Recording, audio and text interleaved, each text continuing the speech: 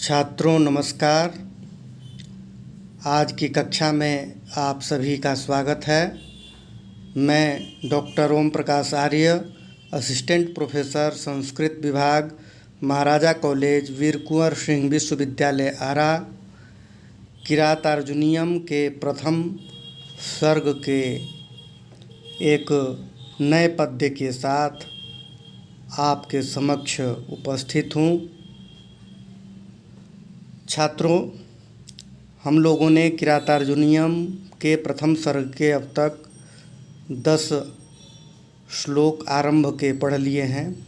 आइए आज 11वें पद्य को पढ़ते हैं। एकादश पद्य आपके समक्ष इस तरह से है। इस पद्य में पूर्व पद्यों की ही तरह वंशस्थ छंद है, जिसका लक्षण होता है जतौ तु वंशस्थमुदीरितं जरौ, अर्थात वंशस्थ छंद के प्रत्येक चरण में जगण, तगण, जगण और रगण होता है। इस छंद के नियम के अनुसार इस पद्य को हम इस तरह से पढ़ेंगे। आप लोग ध्यानपूर्वक सुनेंगे और तदनुसार इस पद्य का पाठ करने का प्रयास करेंगे। असक्तमाराधयतो यथा यथं विभज्य भक्त्या समपक्षपातया गुणानुरागादिव सख्यमीवान् न बाधतेस्य त्रिगणः परस्परम्, न बाधतेस्य त्रिगणः परस्परम्। असक्तमाराधयतो यथा यथं विभज्य भक्त्या समपक्षपातया गुणानुरागादिव सख्यमीवान् न बाधतेस्य त्रिगणः परस्परम्, न बाधतेस्य त्रिगणः परस्परम्। इस प्रकार से इस पद्य को हम लोग पढ़ेंगे। अब इस पद्य का अन्वय इस प्रकार से होगा। यथा यथं विभज्य समपक्षपातया भक्त्या असक्तम् आराधयतः अस्य त्रिगणः गुणानुरागात् सख्यम ईवान् इव परस्परम न बाधते। इस प्रकार से अन्वय करेंगे। अन्वय करने के पश्चात अन्वय के अनुसार इस पद्य का अर्थ इस तरह से करेंगे। यथा यथम विभज्य, यथा यथम का अर्थ होता है स्वरूप के अनुसार विभज्य, विभाजन करके। प्रश्न होता है किसके स्वरूप के अनुसार? तो कहते हैं धर्म, अर्थ और काम के स्वरूप के अनुसार विभज्य, विभाजन करके। समपक्षपातया भक्त्या, सब पर समान, एक समान पक्षपात पूर्ण भक्ति से, आसक्ति से।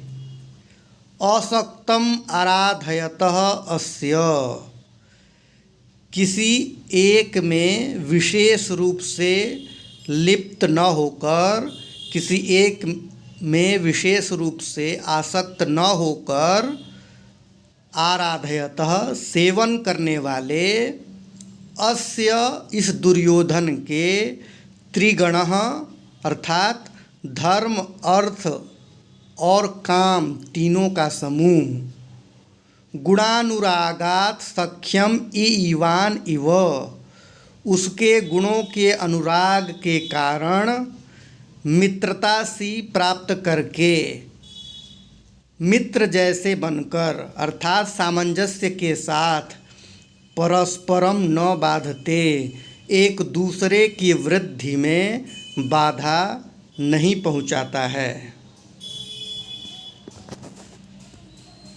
इसका भावार्थ है इस पद्य में दुर्योधन के धर्म, अर्थ और काम के निर्विरोध विस्तार का वर्णन करते हुए कहा गया है कि उसका सुखोपभोग धर्म के विपरीत नहीं है। अर्थव्यवस्था भी धर्म के प्रतिकूल नहीं है। तीनों में अर्थात धर्म, अर्थ और काम तीनों में सामंजस्य है और वे एक दूसरे के विपरीत नहीं हैं।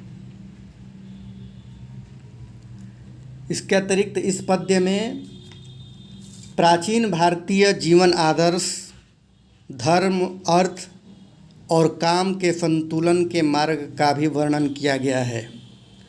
ये तीनों धर्म, अर्थ और काम मोक्ष के कारण हैं और धर्म, अर्थ, काम और मोक्ष इन चारों को पुरुषार्थ चतुष्टय भी कहते हैं। अब हम लोग इस पद्य के अंतर्गत आए हुए जो पद हैं उन पदों के प्रकृति प्रत्यय, समास आदि विग्रह को समझेंगे। सर्वप्रथम पद है असक्तम।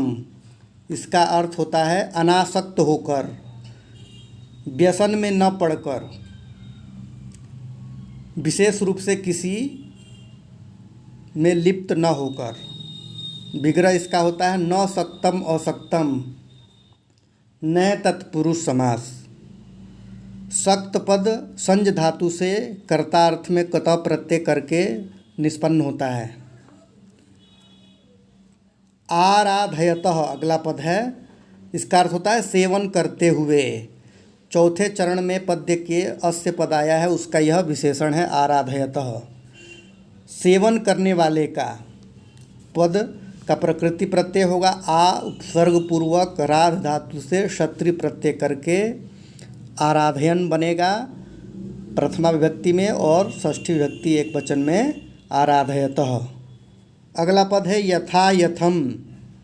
इसका अर्थ है स्वरूप के अनुसार, स्वभाव के अनुरूप। यह शब्द अनियमित रूप से व्युत्पन्न है। पाणिनि का सूत्र है यथास्वे यथा यथम। इस सूत्र से द्वित्व भाव होता है, अव्यय भाव समास और नपुंसक लिंग होता है। अगला पद है विभज्य। विभज्य का अर्थ होता है बांट कर, विभाग करके। वि उपसर्ग पूर्वक भज धातु से कत्वा प्रत्यय करके उसके स्थान पर लेप करके यह पद बनता है। अगला पद है समपक्षपातया भक्त्या। समान पक्षपात वाली भक्ति से, समान अनुराग रखते हुए, एक जैसी दृष्टि से, यह इसका अर्थ होगा।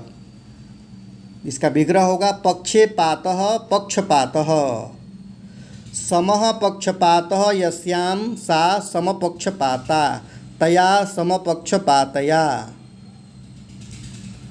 भक्त्या पद भज धातु से कितिन प्रत्यय भाव अर्थ में करके भक्ति ही बनता है और तृतीया एक विवचन में भक्त्या पद निष्पन्न होता है। धर्म, अर्थ, काम तीनों के प्रति समान ध्यान रखने से। अगला पद है गुणानुरागात् सख्यम ईवान इव। गुणों के अनुराग के कारण मित्रता सी प्राप्त करके, मित्र जैसे बनकर, यह इसका अर्थ होता है। और विग्रह होगा गुणेषु अनुरागः गुणानुरागः तस्मात् गुणानुरागात्। अनुरागः पद अनु उपसर्ग पूर्वक रंज धातु से भाव में घय करके बनता है।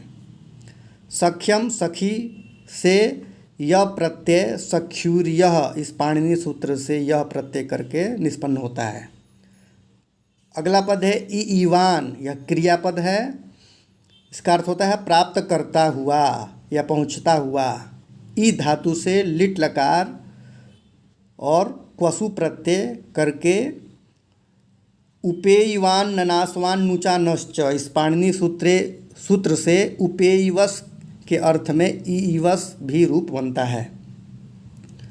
अगला है पद न बाधते। अर्थ है इसका बाधा नहीं पहुंचाता। बाध धातु का लट लकार आत्मनेपद प्रथम पुरुष एक वचन का यह रूप है। अगला पद है अस्य त्रिगणः। अस्य इसके, त्रिगणः से अभिप्राय होता है धर्म अर्थ काम, इन तीनों के समूह को त्रिगण कहते हैं। विग्रह इसका होता है त्रयाणाम गणः त्रिगणः। बाधते जो क्रिया है उसका यह कर्ता है। परस्परम अंतिम पद है, इसका अर्थ होता है एक दूसरे को। यह परस्परम शब्द समास नहीं है, यह समास शब्द नहीं है। परम का द्वित्व कर्म व्यतिहारे सर्वनामनो द्वे वाच्ये